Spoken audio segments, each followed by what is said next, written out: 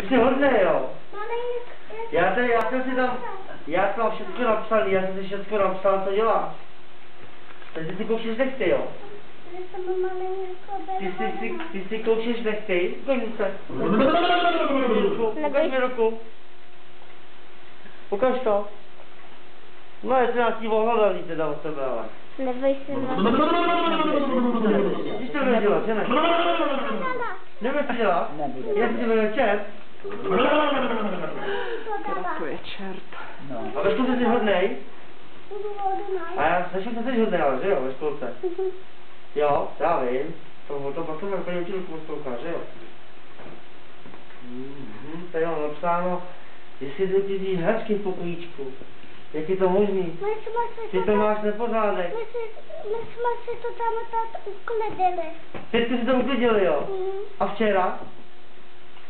Včera to byl nepořádek, viď? No musí se uklízet každý den. Každý den musí uklízet hračky. My jsme to hned uklidili.